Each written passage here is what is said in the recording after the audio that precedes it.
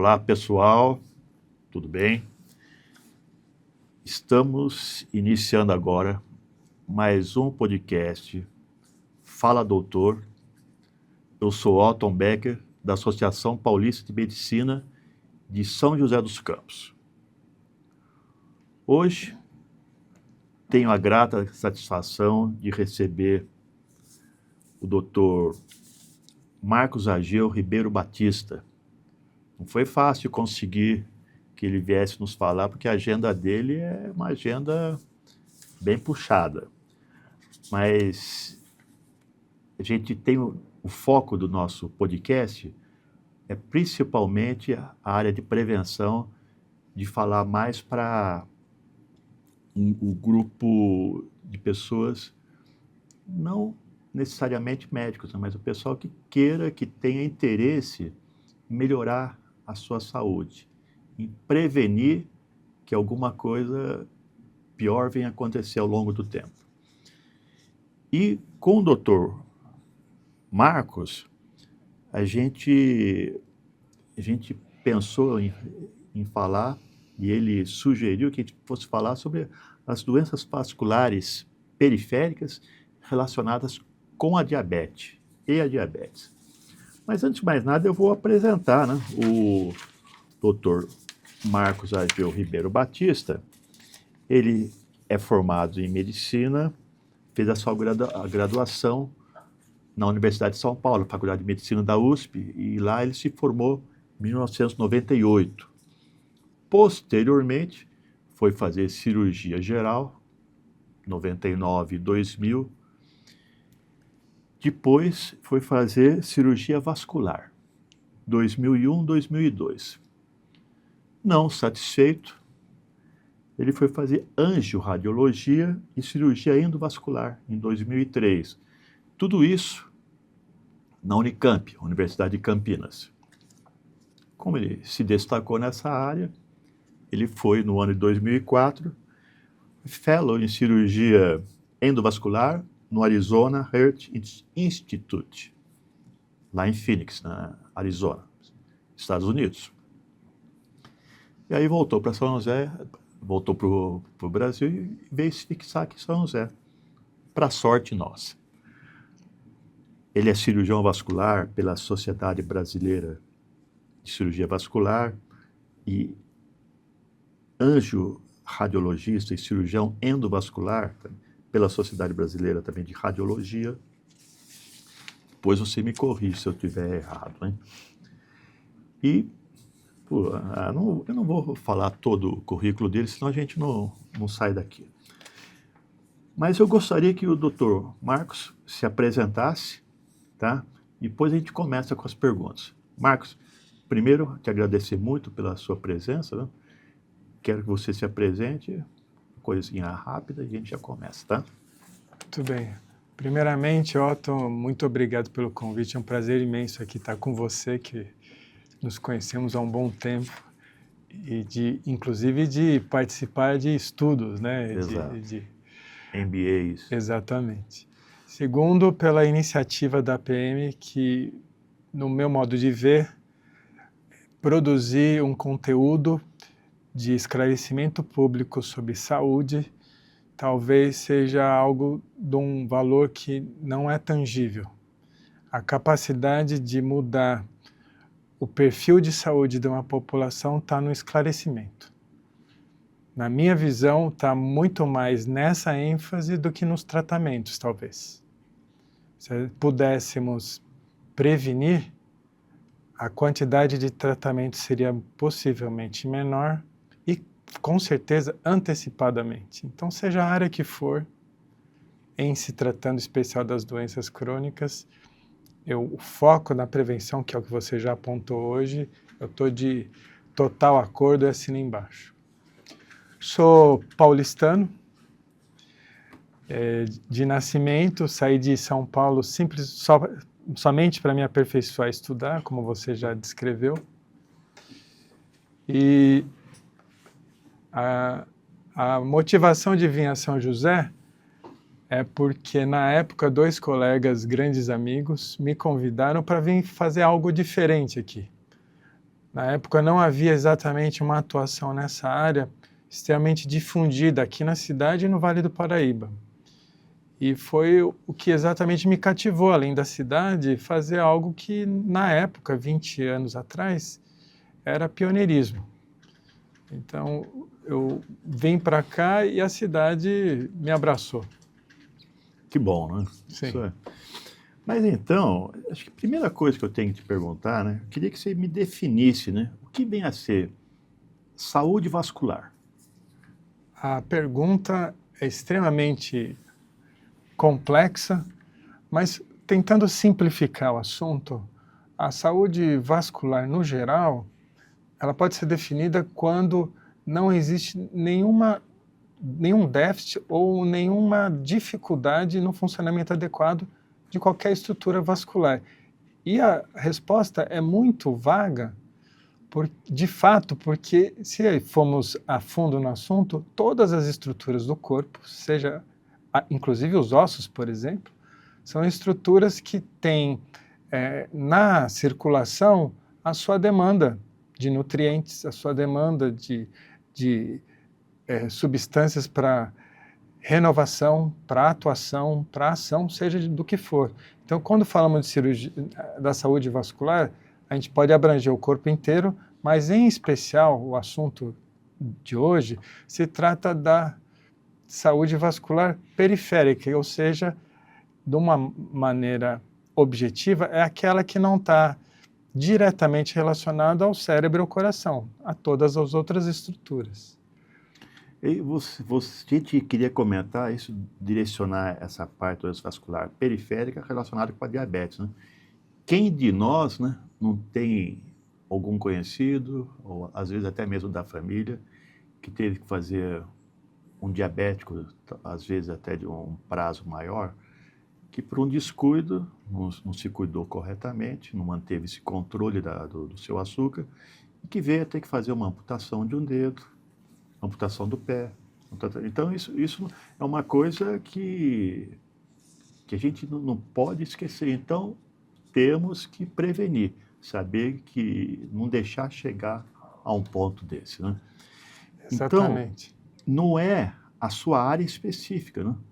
Mas eu queria que você comentasse comigo, né? O que vem a ser, assim, em termos gerais, o que vem a ser a diabetes tipo 1, diabetes tipo 2?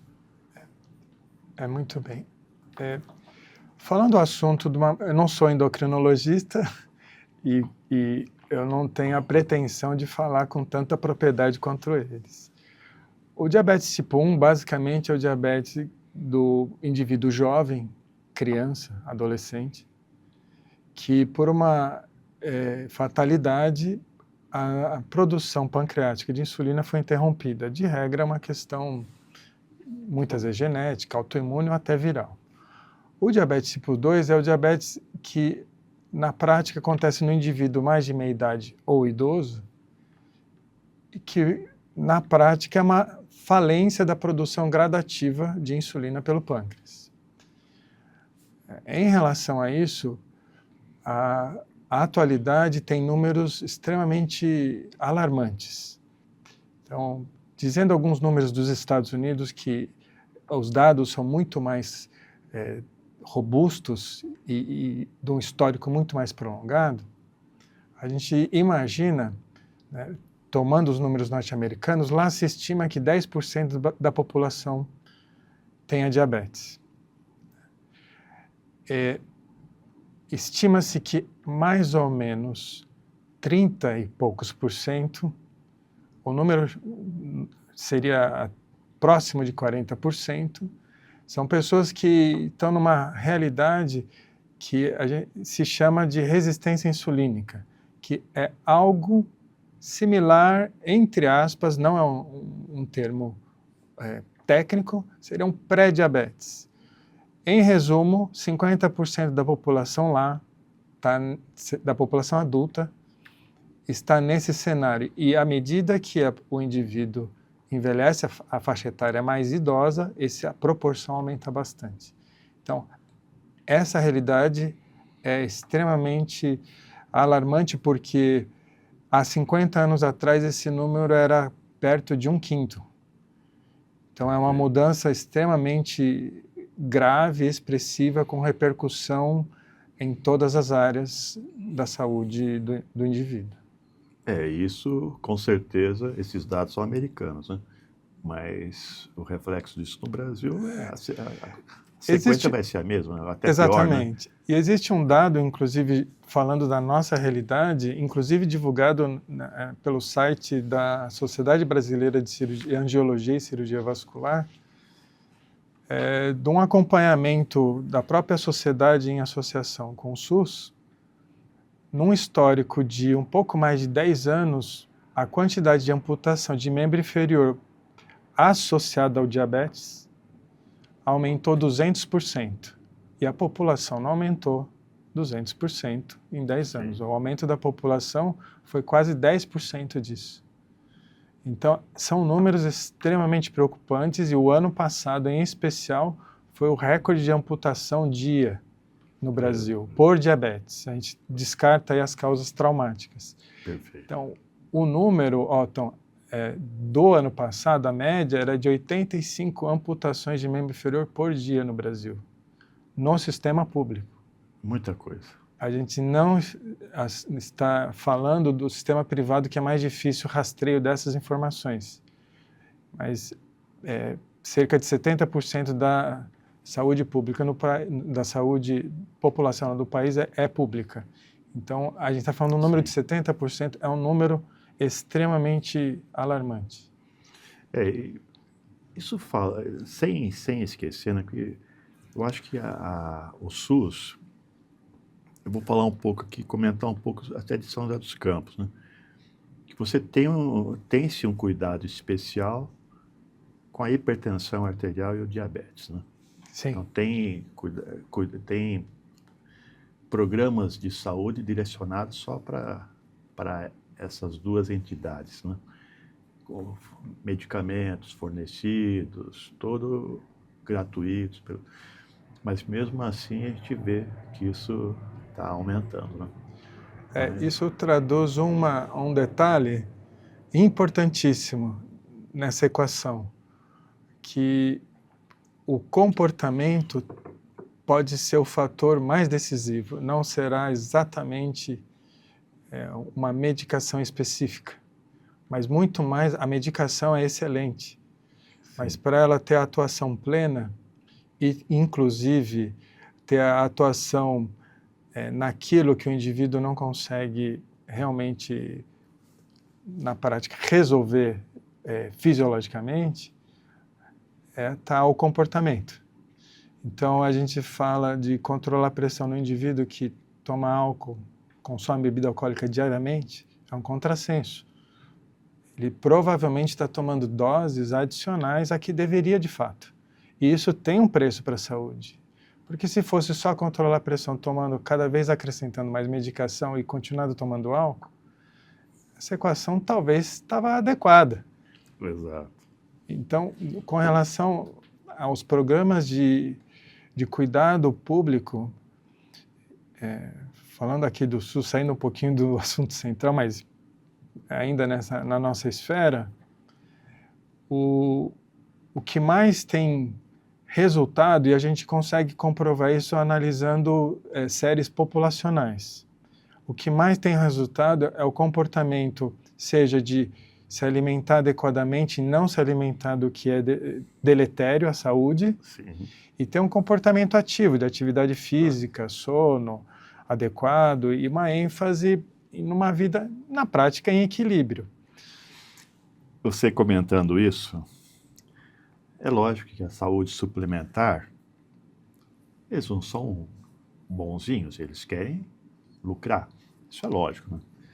Então, um dos maiores investimentos que eles fazem hoje é na área preventiva, justamente para não se deixar chegar a esse ponto que o gasto vai ser muito alto, né? Então, tudo tem relação. E a gente vê na rede pública os programas, todas as unidades básicas de saúde, programa de caminhada, programa de atividades, né? Programas nutricionais, isso aí é... Mas vamos continuar aqui falando quero que você fale para mim como que o diabetes, ele afeta o sistema vascular. Diabetes, poxa, vai afetar, você vai, muito, né? E qual que é a relação que existe entre esses diagnósticos, né? Sim. Eles têm uma relação extremamente estreita, né? Marido e mulher. O diabetes provoca um processo inflamatório difuso no sistema arterial, que na prática vai deixar as artérias menos elásticas, elas são elásticas, elas se contraem, relaxam, ela começa a perder essa capacidade, em especial a capacidade de relaxamento. Então a função dela acaba se deteriorando com o passar do tempo, quando o diabetes, em especial, não é tratado adequadamente, não é controlado adequadamente.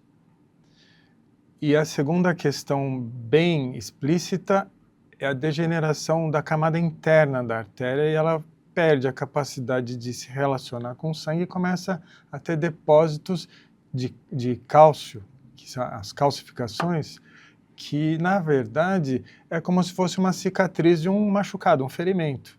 Então a artéria inflamada, degenerada, e ela provoca uma reação de proteção, como uma cicatriz na pele de uma pessoa que teve uma queimadura. E essa calcificação vai atingindo diversos territórios.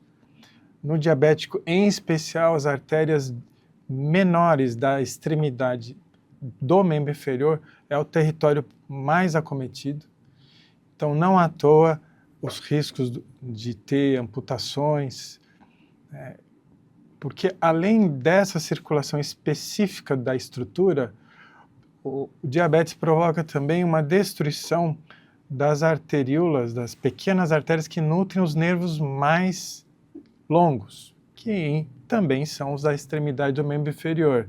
Então, associadamente, o indivíduo começa a ter déficit sensitivo, ele não sente com exatidão os pés, a circulação da estrutura do pé em si é acometida, então ele acaba tendo dois problemas muito graves, um que ele não sente com exatidão, machuca sem perceber. Então, às vezes, não é nem um descaso, é que o indivíduo, de fato, ele não consegue sentir a agressão. E não tem exatamente a circulação suficiente, circulação arterial, para resolver aquele trauma, aquele processo inflamatório. Então, o que a circulação acaba tendo de aspecto bem relacionado ao diabetes é essa degeneração difusa, que em especial acontece a mesma degeneração, por exemplo, que acontece no olho, na retina. Não à toa as pessoas diabéticas, principalmente sem um controle adequado, têm risco maior de ficarem cegas, perder território visual, campo visual. Sim. Porque é a mesma dinâmica que aconteceu lá na extremidade do pé, que acontece no rim, que pode acontecer no cérebro, acontece no olho. Então é um problema difuso e extremamente grave.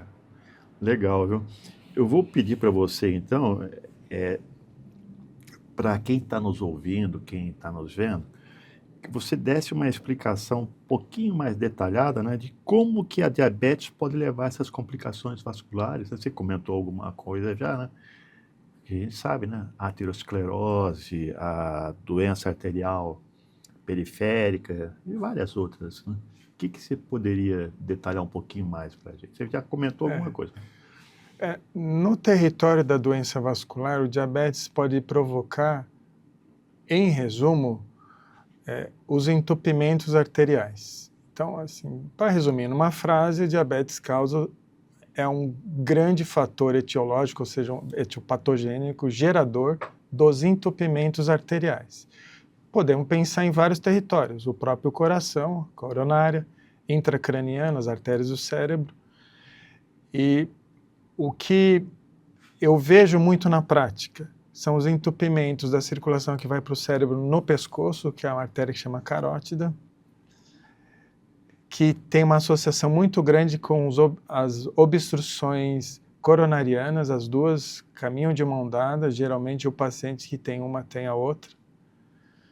As obstruções das artérias tronculares de membro inferior, e o quadro clínico desse paciente geralmente é um indivíduo que cansa para fazer caminhada, geralmente a pessoa bem mais idosa, e a turma acha que é normal e não insiste e de repente dá uma carona e contemporiza, é da idade, etc. E muitas vezes é uma obstrução troncular grande do membro inferior que gera esses sintomas.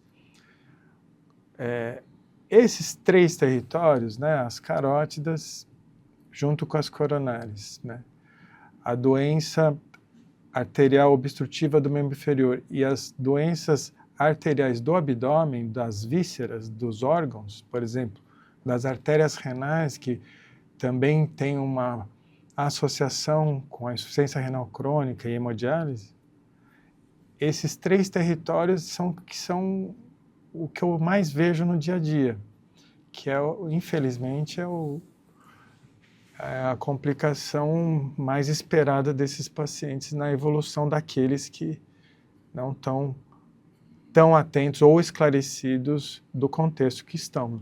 Tá, então isso estaria, né, entre esses mecanismos biológicos, né, ligando a diabetes a essas doenças vasculares, né? Exatamente. E dentro de tudo, eu acho que seria muito importante se você comentasse comigo quais são as complicações mais comuns, mas e principalmente como que a gente pode reconhecer que está caminhando para uma complicação. Perfeito. Otton, falando do mais comum em relação à doença arterial obstrutiva dos membros inferiores, ou seja, das pernas, o mais comum é o indivíduo que sente dor ao caminhar, não ao caminhar, muitas vezes, pequenos passos. Daí a importância de ter uma vida ativa, porque o indivíduo muitas vezes vai notar o sintoma para distâncias longas, no início do processo, no início da doença. Quando o indivíduo é muito sedentário, não tem atividade física nenhuma, sequer de uma caminhada de meia hora, ele não percebe a doença que é silenciosa, a obstrução arterial dos membros inferiores.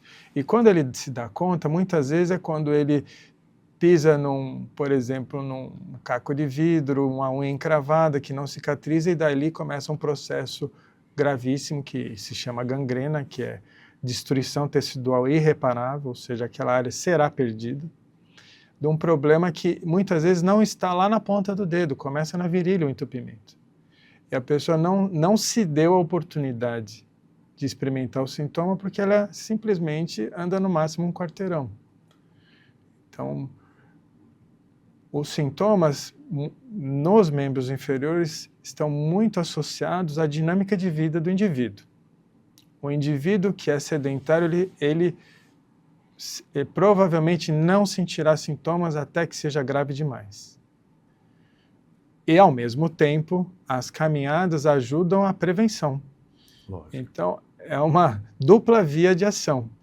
Tanto ter um hábito de atividades regulares, seja a caminhada, a atividade muscular é importantíssima, acaba contribuindo para a preservação da circulação arterial dos membros inferiores no indivíduo diabético, ajuda a controlar o diabetes, inclusive, e na eventualidade de sintomas, o indivíduo percebe precocemente, bem no início, que geralmente são obstruções pequenas, que do ponto de vista cirúrgico, se houvesse a necessidade, são cirurgias muito menos agressivas, com evolução muito mais favorável, com prognóstico, ou seja, a durabilidade daquela cirurgia muito mais favorável. Então, a atividade física diária, regular, ela tem tudo a ver com a prevenção do obstrução arterial no paciente diabético. E isso tem repercussão sistêmica em todos os outros órgãos. Eu não sei se eu fui suficientemente abrangente. Não, eu acho que é isso aí mesmo. O pessoal tá nos escutando, está entendendo o que você está querendo comentar. Então, eu pensar, poxa, tem preguiça, não quero fazer atividade física, não quero fazer nada. Deixa que essas artérias deixa entupir. Depois eu passo um roto-router lá e desentope tudo. Isso não existe, né? aí já o prejuízo mas é lógico, né? Falando assim Sim. um modo bem jocoso, né? Mas A tecnologia está muito a nosso favor, né? Existem métodos extremamente pouco traumáticos de resolução de problemas extremamente graves do ponto de vista anatômico funcional. O que eu quero dizer com isso? Uma grande obstrução que há muitos anos, por exemplo, 20, 30 anos atrás, era só uma ponte de safena no membro inferior, que é uma cirurgia de muito risco cirúrgico, risco operatório, tem uma mortalidade considerável, o indivíduo demora muito para voltar à vida normal, à mobilidade, à recuperação, à atividade plena. Hoje é muito fácil, entre aspas, fazer uma punção, por exemplo, na virilha e resolver esse problema, e o indivíduo, inclusive, ir embora no mesmo dia. E no dia seguinte, está totalmente livre dos seus sintomas. Se fosse isso só, seria maravilhoso, e a tecnologia está aí, e de cada vez com recursos mais eficazes e menos traumáticos. A questão é que isso é um indicador de um problema sistêmico grave. Então, resolvido aquele problema, a gente não abandonou todas as artérias do corpo inteiro, que com certeza caminharão para o mesmo fim se o indivíduo não mudar o comportamento. Então, não se trata obrigatoriamente de tomar remédios e controlar o diabetes. Isso é um grande passo. Mas trata-se de fazer atividade física, de retirar o açúcar da alimentação, as gorduras desfavoráveis, comer, se alimentar das proteínas que precisa, inclusive das gorduras favoráveis que existem e são necessárias, de fibras. Pegando esse gancho, né, eu quero que você me fale, então, da importância do controle da glicemia, né, na prevenção das complicações vasculares, né? O que você me fala sobre isso? O tópico aí daria para a gente conversar até amanhã sobre esse assunto, né? O controle da glicemia, do nível de açúcar, está interligado ao funcionamento endotelial, que é a camada mais interna das artérias. Então, quanto pior o nível glicêmico, maior, menos controle, mais agressão e menos funcionalidade do endotélio.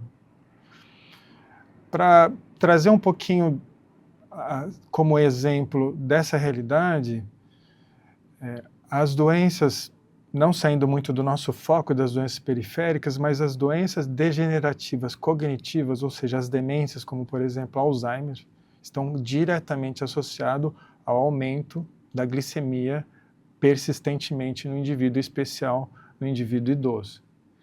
Então, o tamanho do problema é tão grande que acaba, inclusive, trazendo risco adicional de demência. Então, o indivíduo que foi diagnosticado como diabético e ele teve a capacidade de mudar completamente os seus hábitos, fazer um acompanhamento extremamente rigoroso com o seu médico e controlar sua glicemia, ele sai do grupo do paciente de risco para as doenças arteriais no diabético, que é o nosso tópico. Ele consegue sair desse grupo, que é um avanço gigantesco, porque ele não vai sofrer nenhuma dessas complicações. Que a gente comentou, mas é o risco de amputação de membro inferior, o risco da doença senil mental, de degeneração cognitiva, as demências, o risco de infarto, o risco de precisar de hemodiálise, da doença renal crônica, inclusive de algumas neoplasias, o risco de disfunção, inclusive intestinal, vesical, da próstata, o risco de alguns problemas até pulmonares, alérgicos. Então, a gente acaba falando da saúde inteira do indivíduo. Perfeito. As complicações estão em todos os territórios, como falamos há pouco, até do olho, né? Com certeza. Não é tão raro, né? Relativamente... Não, infelizmente não é. Não é raro, né? Então, tudo isso, né, a gente falando tudo isso, você vai me reforçar agora essa importância, né, do diagnóstico precoce. Exatamente. Né? E quais seriam, assim, as estratégias para a gente poder prevenir essas complicações vasculares, né, principalmente nesses pacientes com diabetes. Essa é uma programação que o indivíduo tem que incorporar, ele tem que definir que ele precisa de fazer uma estratégia diferente de vida.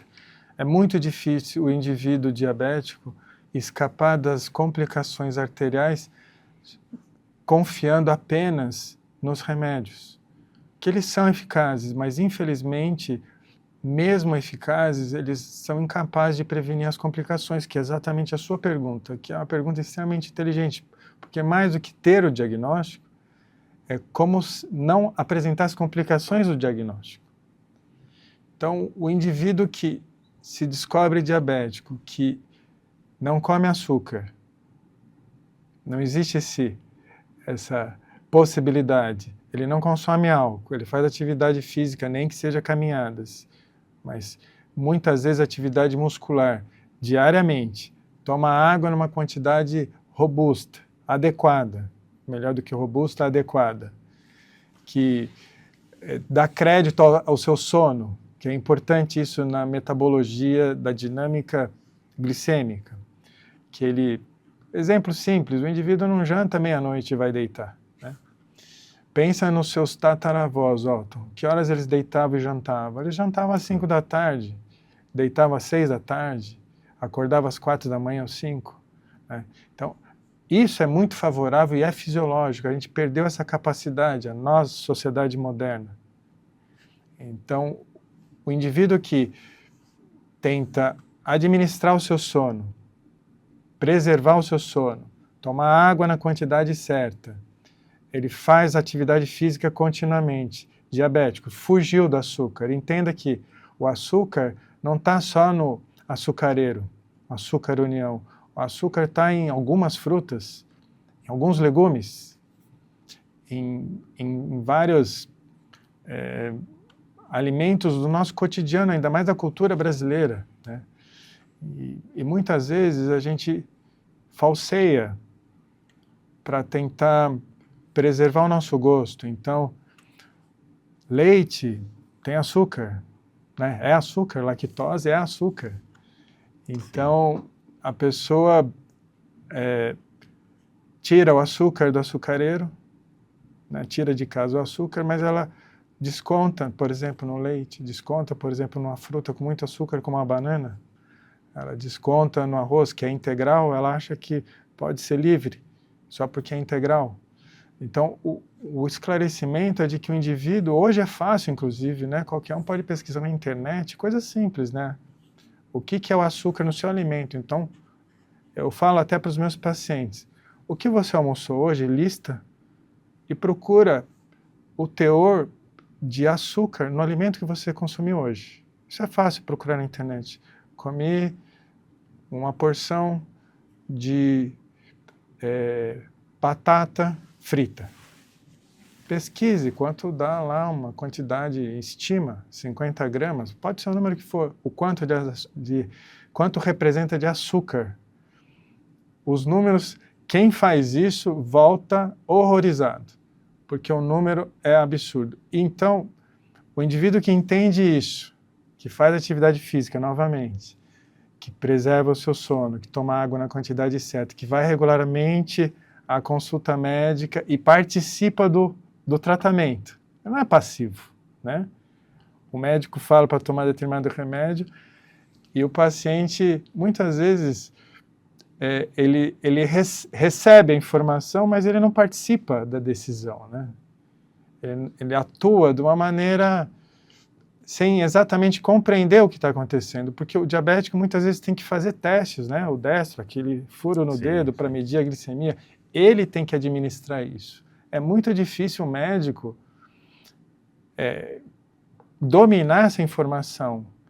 Então, o indivíduo que faz isso, ele percebe, por exemplo, que ele come uma banana com aveia e o destro dele dispara. Ele estava até ali bem adequado, ele acorda até com uma glicemia bem controlada, ele come uma banana, 2 bananas e aveia, nem precisa pôr mel. Ele faz o destro, aumentou 2,5 vezes, muitas vezes, de acordo com o indivíduo. E ele percebe que aquilo é inadequado para ele. Então, o indivíduo tem que estar ativo nessa ação. Sim. O médico participa, e não é simples, o médico, parabéns para os endocrinologistas, que é um desafio grande, mas o paciente que sai da zona de risco das complicações, respondendo sua pergunta, é aquele que também é ativo no seu tratamento. Ele não é um agente simplesmente passivo. Então, você sabe que eu acho que 90%, pelo menos, dos podcasts que foram gravados, tudo acaba resultando nisso, né? Mudança de comportamento, alimentação saudável, atividade física e saúde mental, né? Exatamente. Os três, e qualquer coisa que a gente vai falar, isso está ligado. E puxando um pouco a sardinha para o meu lado, que como pediatra, né? Desde que a criança, recém-nascido, logo no primeiro ano de vida, a gente sempre, os casais às vezes mais jovens, né? Eu sempre comento, né? Hábitos saudáveis você cria agora, tanto alimentar como de educação, né? Você cria até os 5 anos, você consegue criar hábitos saudáveis. Depois disso é muito mais difícil, né? Então, isso aí não é uma coisa que depois que tá... Por isso que eu brinquei, né? Deixa eu estragar tudo, depois eu passo o Roto-Rooter e volta tudo ao normal. Não é isso, né? Então, isso é desde o começo. Né? E falando no tópico da pediatria, né, algo assustador, e os Estados Unidos, como documenta muito, rastreia e tem dados extremamente aprofundados da saúde pública, populacional, os dados sobre a doença arterial e o diabetes e obesidade, que é a tríplice aliança aí do mal, eles cada vez estão atingindo um público mais jovem. Exato. Então, por mais absurdo que seja, hoje já tem jovens com doença arterial degenerativa que é do idoso. Já tem diabetes tipo 2, entre aspas, já em juvenil, em jovens. Então, é fruto exclusivamente de uma sociedade que prestigiou essas mudanças que foram lesivas e não houve esclarecimento suficiente. Muitos desses indivíduos, eles não foram exatamente esclarecidos daquelas complicações. Exato. Seguindo essa linha de pensamento, né, da prevenção, quais seriam, então, os exames regulares, né? Como que a gente tem que fazer para o monitoramento da saúde vascular? O mais simples é um exame físico, né? Vamos descartar, existem alguns exames complementares, exames de imagens que são muitas vezes necessários, mas o fundamental é um exame clínico bem apurado. Então, o médico que atende um indivíduo, ele identifica que é o perfil que possa haver riscos, por exemplo, nem falamos aqui, o indivíduo tabagista. Ele escolheu a pior coisa que tem para induzir a doença arterial degenerativa de todos os setores, de todas as áreas do corpo. Então, à medida que o médico atende um indivíduo fumante, se para piorar ainda é diabético, se ele examinar detalhadamente esse indivíduo, ele já vai rastrear as doenças arteriais como um todo. Segundo lugar, né, existem métodos de imagem, de ultrassom, que são completamente inócuos, não fazem mal nenhum, não tem, né, nenhuma invasão, radiação, exatamente, que é possível fazer um rastreamento das doenças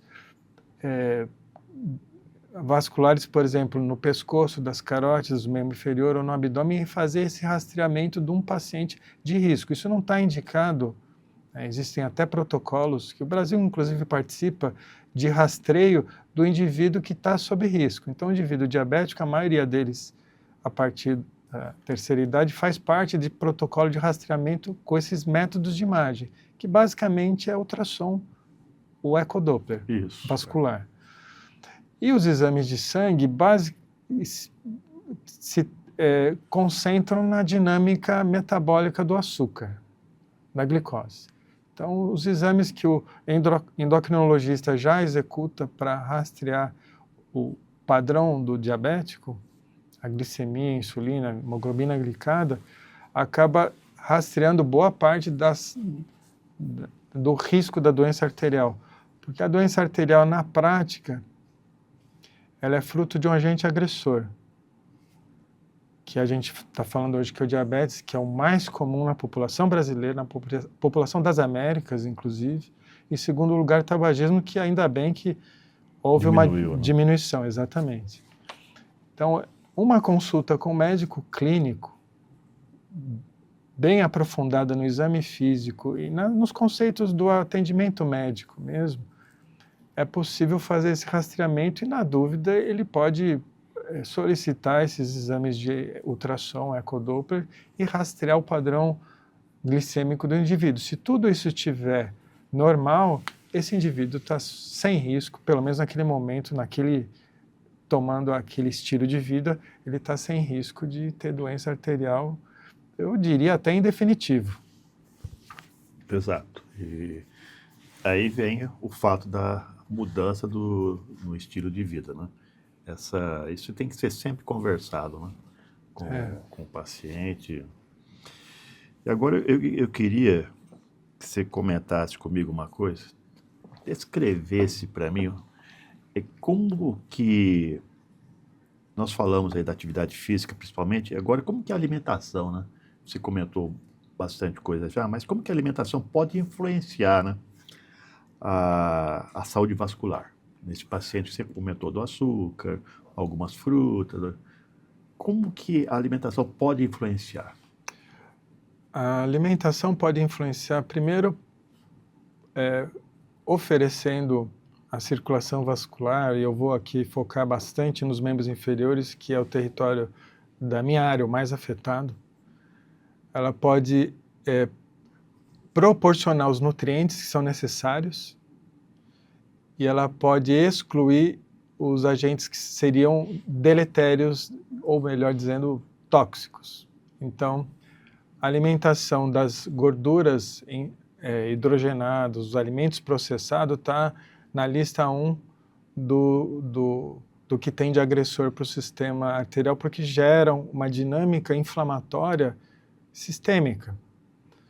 É um agressor, esses alimentos ultraprocessados em especial. Então, processados é o que basicamente está pronto para ir para o micro-ondas, né? Em resumo, é um pouco mais do que isso, mas para ter uma ideia, seriam esses alimentos, que são indesejáveis, né?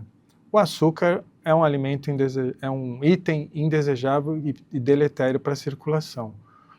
O que é muito favorável? Primeiro, a gente tem que pensar na água, né? 70% do nosso corpo é água, a circulação está lá em contato com o sangue que é líquido, então o indivíduo que ele é desidratado, ele está exigindo um comportamento vascular da circulação difusamente deficitário, a ponto de que indivíduos, por exemplo, vou te deixar uma informação interessante, então, indivíduos que têm obstrução arterial de membro inferior, inclusive há protocolo em alguns países, a primeira coisa que é feita, muitas vezes, é um rigor na hidratação dele. Muitas vezes o sintoma desaparece sem remédios, apesar da obstrução.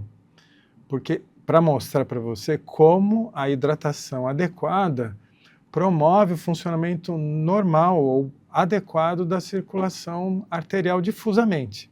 Então, o indivíduo que está hidratado, ele já fez algo de muito, muito relevante. E os números, em geral, se você conversar com as pessoas que você conhece, é um número insuficiente, né, de hidratação por dia. Raramente você encontra uma pessoa, por exemplo, que toma 2 litros de água por dia. De regra, né? Claro que a gente pode personalizar para indivíduo, mas isso é um número mínimo do indivíduo adulto, né? Sem nenhum problema de saúde que a hidratação vigorosa possa trazer consequências, mas de regra, né, em pessoas em geral, diabético inclusive, tomar 2 litros de água por dia não é nenhuma obrigação, é o mínimo. E o indivíduo às vezes fala assim, né? Fazendo uma digressão aqui, às vezes fala assim para mim, não, quando eu vou na academia, eu sudo, eu tomo bastante água, mas aí não conta, foi só uma compensação. Essa água você exclui da conta, né? Então a hidratação é um item muito favorável para a circulação, a ponto, como eu falei para você, de tratar, inclusive, alguns tipos de sintomatologia de obstrução arterial robusta, inclusive. O segundo item, pensando nos nutrientes mais importantes, é ter uma ingesta adequada de proteína, né, em especial proteína animal, e as gorduras que são favoráveis, né? Então, por exemplo, azeite de oliva, o óleo de coco, para quem gosta, o óleo de abacate, uma quantidade equilibrada de gordura animal, elas são extremamente favoráveis. A gordura é um alimento, né, um nutriente que pode ter uma capacidade de colaborar com o funcionamento da circulação, comportamento vascular, né? Existem alguns estudos, em especial da sociedade japonesa, que comprova que o indivíduo que tem uma nutrição, lá eles consomem muito ômega 3, que é um tipo de gordura das algas, né? E eles conseguem relacionar, entre outras coisas, uma menor incidência de doença arterial no indivíduo que consome, tem um teor de gordura das favoráveis mais robusto.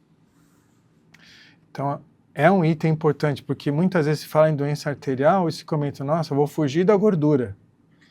E o caminho não é esse. O caminho é fugir da gordura que é inadequada, que é infeliz, que vai trazer prejuízo, mas existe uma gordura que ela é essencial. O termo técnico é essencial. Então, existem ácidos graxos, que são um tipo de gordura, essenciais.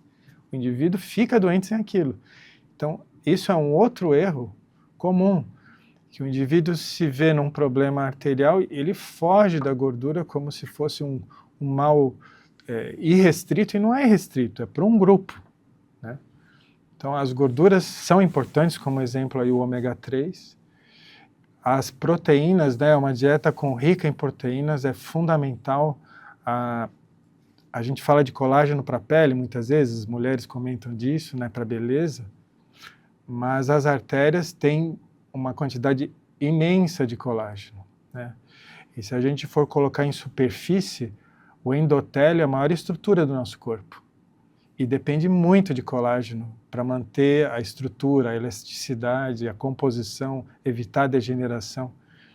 E muitas dessas proteínas estão nas carnes, nas proteínas de origem animal, né? Existem lá os aminoácidos essenciais. A definição é essa, é técnica, porque eles são essenciais, né? Então não são desnecessários. Alguns talvez, mas esses difícil, né, não obtê-los fora de uma alimentação dessa alimentação balanceada. O açúcar entra quase como exceção.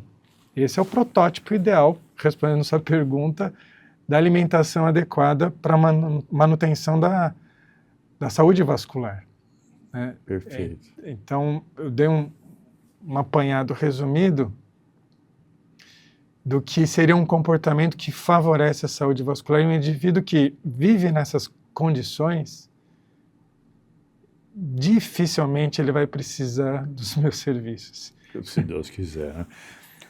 Doutor Marcos Ageu, estamos caminhando aqui para o final, né? Senão isso aqui é um assunto que dá para ficar horas e horas conversando. Tem muita coisa que a gente poderia conversar. Mas eu queria, então, que você falasse para mim, finalizando até a sua fala, né?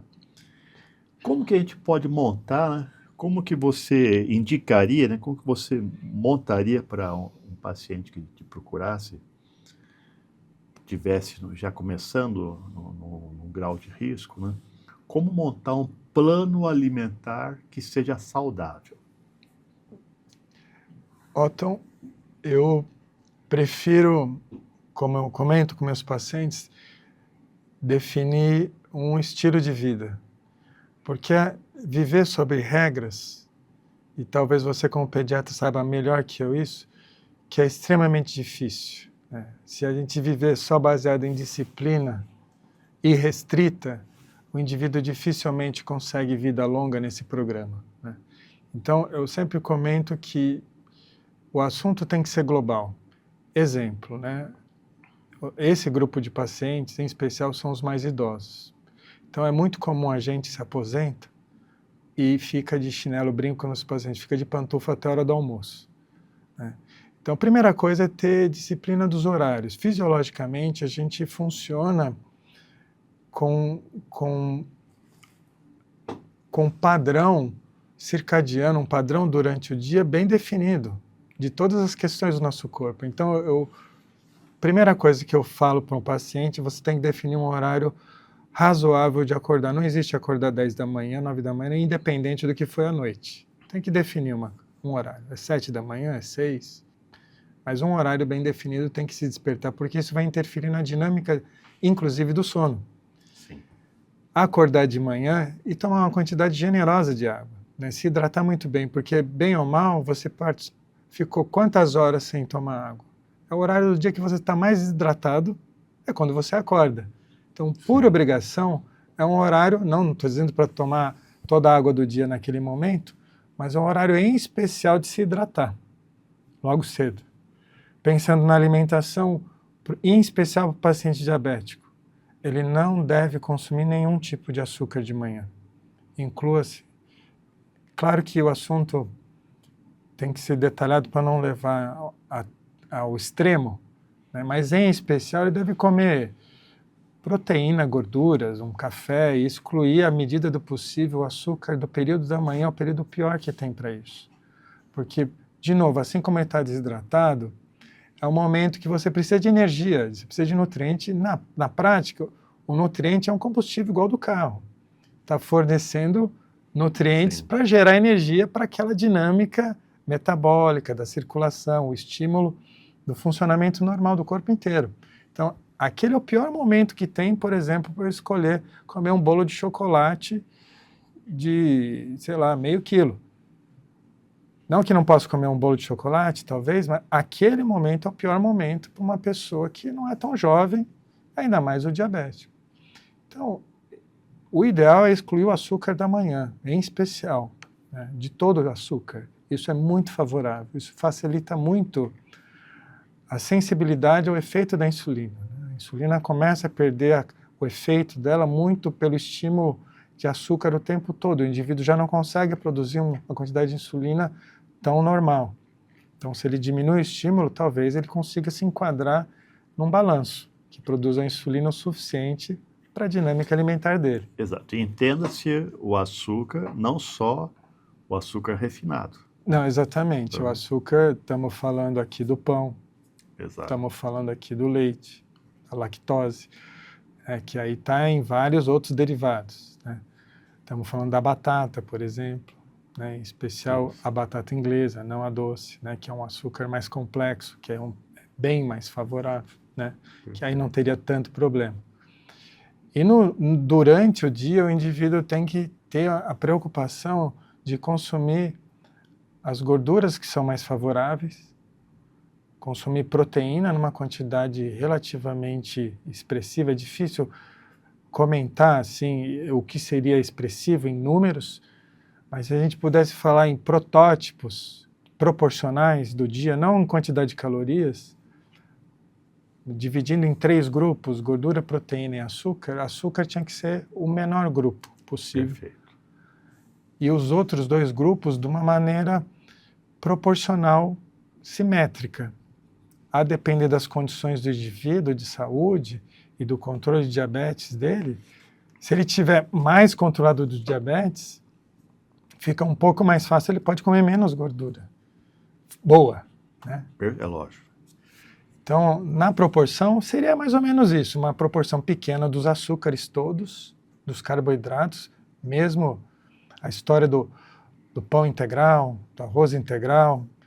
É claro que é melhor, mas em geral não traz resultado robusto. No contexto geral, é claro que não dá para dizer que é exatamente a mesma coisa, mas na prática o que se vê que se vê, que eu digo, é na prática. O próprio indivíduo se vendo em si mesmo. De novo, ele pode almoçar, comer um arroz integral, comer uma batata e tal, e fazer um destro depois. O diabético, estamos falando do diabetes. Sim. Ele pode experimentar comer um prato de salada com muito azeite, especialmente as folhas, e comer, por exemplo, um pedaço de frango até com gordura, como uma sobrecoxa, por exemplo, ou duas, tanto faz. E ele mede ali, eu faço isso com meus pacientes. Depois você mede em seguida o seu destro, praticamente não alterou. Então, a alimentação que foge do açúcar já ajuda muito. Perfeito. E lembrar da hidratação durante o dia, café, chá, não tem mal nenhum. Os sucos, cuidado, porque é uma quantidade de açúcar robusta, generosa, que isso é para momentos, não é para fonte alimentar cotidiana. E essa dinâmica de fazer um período alimentar pro diabético que encerre bem cedo.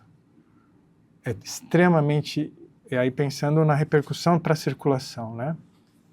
É extremamente danoso o indivíduo diabético, independente do tipo da janta, da alimentação que ele escolheu, deixar para um período muito tardio, jantar 10 da noite, 11 horas, é extremamente danoso isso. Então o indivíduo tem que encerrar, digamos, a atividade alimentar sem passar fome, cedo. Pensa nos nossos tataravós. Exato. Era 5 da tarde. Hábitos. 6 da tarde. Hábitos saudáveis. Lembrando aqui, nós estamos falando essas doenças vasculares relacionadas com o diabético, né? Exato. Então, as doenças vasculares vai muito além disso. E só para complementar o porquê dessa ênfase, eu até comentava nos bastidores com você, Otto, porque o paciente que trata do problema arterial com cirurgião vascular e faz isso, ele fica isento de diversas complicações em relação à cirurgia. A cirurgia é duradoura, tem um efeito desejado e ele fica feliz num período, vou dizer, definitivo, prolongado, livre de reintervenções, reoperações, novos problemas. Então a ênfase desse assunto, apesar de ser um assunto que diretamente não é vascular, é porque, de novo, é como eu falei, é marido e mulher. Uhum. Não tem como a cama tá quente para um e fria para o outro. Então, é um casamento. Então, esse indivíduo que vai lá fazer o tratamento da doença arterial, inclusive, por exemplo, coronariana, para ser definitivo aquele tratamento, duradouro e trazer um resultado melhor, ele vai ter que mudar tudo o curso da vida dele que levou àquela situação. Claro, não estamos excluindo a questão genética, que tem o seu peso, mas dificilmente é o fator expressivo. É um fator que faz parte do contexto, mas o comportamento geralmente é o mais expressivo. Muito legal essa conversa nossa, viu, Marcos? Muito legal e veio totalmente de encontro com a nossa proposta, né, de tentar falar muito sobre a prevenção, né? E é algo que a gente vai poder voltar a falar sobre isso outras vezes. Eu sei que você tem uma vida atribulada, né? E se dispôs a vir falar conosco sobre um assunto tão importante. Deixo para você as palavras finais e depois eu concluo aqui. Novamente, eu agradeço o It, o tema que nós dois escolhemos aí, concordamos, eu acho que é um tema que está no centro da saúde da população, sem querer ser exagerado, eu acho que está no centro da saúde da nossa população e eu estou à disposição, para mim é um prazer conversar de um assunto, vir e participar de um podcast aí que é tão rico. Obrigado. Pessoal, agradeço a todos e vamos ficando por aqui com mais um podcast Fala Doutor.